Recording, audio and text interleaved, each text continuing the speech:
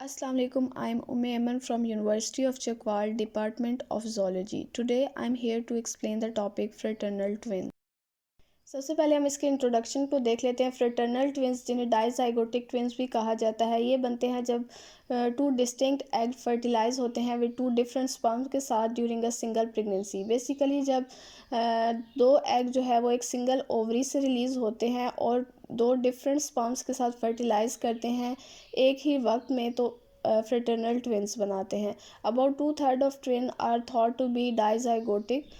इनका gender same भी हो सकता है और डिफरेंट भी हो सकता है, बिकॉज ये टू डिस्टिंक्ट फर्टिलाइज्ड ओवा का प्रोडक्ट है और ये दूसरे सिबलिंग्स की तरह ही होते हैं who are conceived and born at different time, जिनकी कॉन्सेप्शन या बर्थ जो है वो डिफरेंट टाइम पे होती है।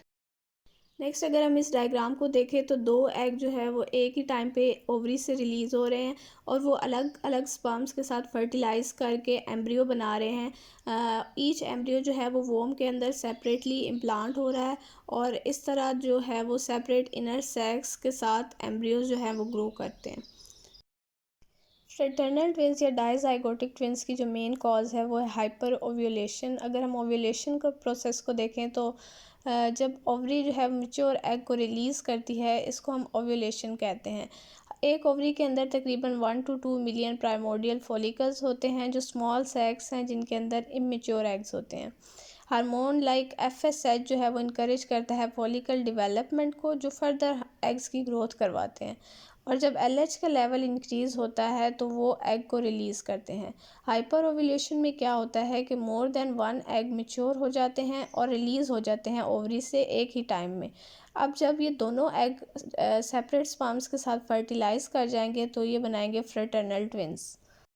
नेक्स्ट अगर हम देखें causes of hyper ovulation, 3 main causes हैं: age, genetics and medication. Age जो है वो मेन फैक्टर है हाइपर ओव्यूलेशन का। जैसे जैसे वुमेन की एज बढ़ती जाएगी, FSH को इनहिबिट करने की पावर उसमें कम होती जाएगी। FSH जो है वो इंक्रीज़ होगा तो हाइपर ओव्यूलेशन भी इंक्रीज़ होगी। आगे जेनेटिक्स है, जेनेटिक्स भी मेन फैक्टर है। जेनेटिक्स कॉज करता है हाइपर ओव्यूलेशन।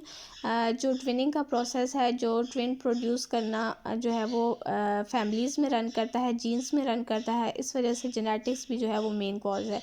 मेडिकेशंस अगर हम देखें तो certain medicines like birth control medicines अगर ली जाएँ तो वो FSH के लेवल को इंक्रीज़ कर देती हैं, जो फर्दर हाइपर ओव्यूलेशन कॉज करता है।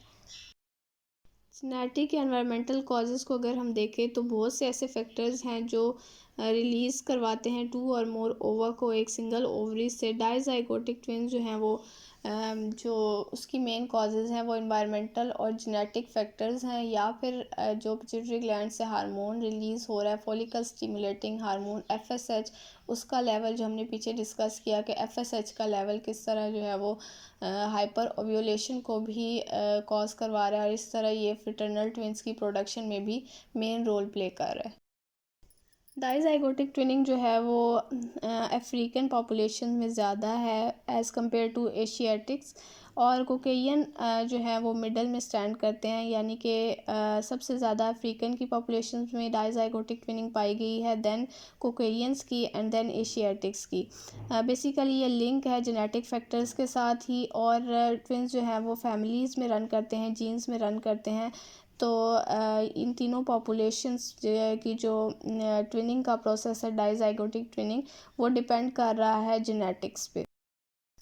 एथनिक ग्रुप की वुमेंस में FSH लेवल हाई रिपोर्ट हुआ, जिसकी वजह से वहाँ पे डाइजाइगोटिक या फ्रेटर्नल ट्विंस की प्रोडक्शन भी बहुत कॉमन थी, और हार्मोन्स पे डाइट का भी मेन अफेक्ट है। इसकी एग्जांपल अगर हम देखें तो नाइजेरियन यूरोबा ट्राइब को स्टडी किया गया, वहाँ की फ़ीमेल जो है वो क्वाइट फ्रीक्वेंटली ट्विंस को प्रोड्यूस करती थी। ये किस वजह से था कि वहाँ पे जो उनके अंदर FSH लेवल था, FSH जो हार्मोनिक लेवल था वो बहुत हाई था, जिसकी वजह से वो क्वाइट फ्रिक्वेंटली ट्विंस को प्रोड्यूस करती थी। बट ट्विनिंग रेट यूरोबा वुमेन का कम हो गया जब वो सिटीज़ की तरफ मूव हुए, क्योंकि वहाँ पे जाके उनकी डाइट चेंज हो गई, और डाइट का मेन अफेक्ट है हार्मोन्स पे।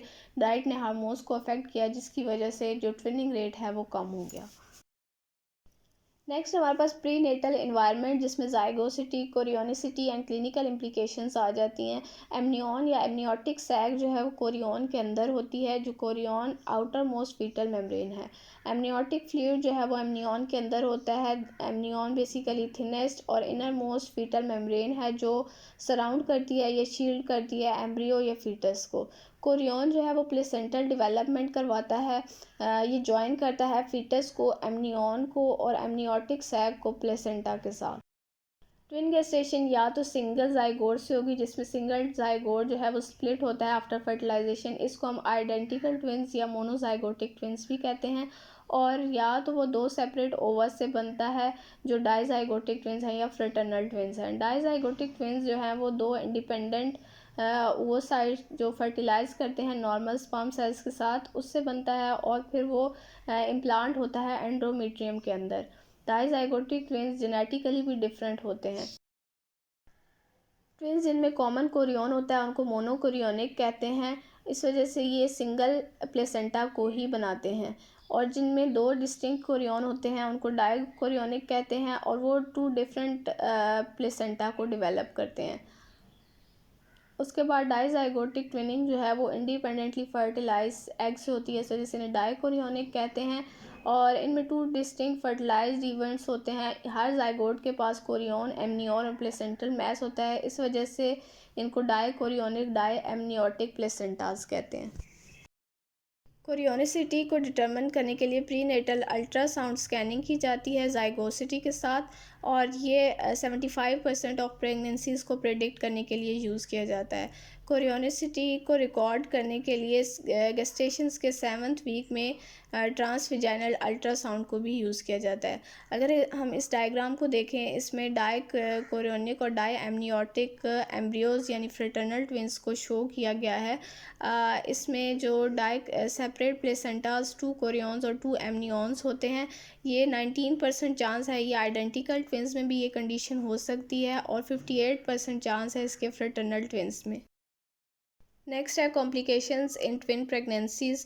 Compare to single pregnancies, twin pregnancies में ज़्यादा कॉम्प्लिकेशन पाई जाती हैं, जिसमें higher incidence of intrauterine growth restriction है, malformation, postpartum haemorrhage, miscarriage, preterm birth, twin twin transfusion syndrome, gestational hypertension and diabetes वगैरह, ये सारी कॉम्प्लिकेशन हैं जो ट्विन प्रेगनेंसीज में पाई जाती हैं। एज़ कम्पेयर सिंगल प्रेगनेंसी में अगर हम देखें तो इतनी कॉम्प्लिकेशंस नहीं पाई जाती। नेक्स्ट हमारे पास chromosomal abnormalities. Chromosomal abnormalities depend करती हैं जाइगोसिटी पे। अगर नंबर ऑफ़ जाइगोट्स ज़्यादा होंगे तो क्रोमोसोमल एबनॉर्मेलिटीज़ का चांस भी ज़्यादा है as compare to less number of zygotes. अगर मोनोजाइगोटिक प्रेगनेंसी है तो क्रोमोसोमल एबनॉर्मेलिटीज़ का चांस कम है as compare to dizygotic pregnancies. Prenatal diagnosis की जाए अगर 32 ईयर्स की एज में मदर की, और ट्विन प्रेगनेंसी की टाइप को कंसिडर किया जाए तो क्रोमोसोमल एबनॉर्मलिटीज़ को अवॉइड किया जा सकता है।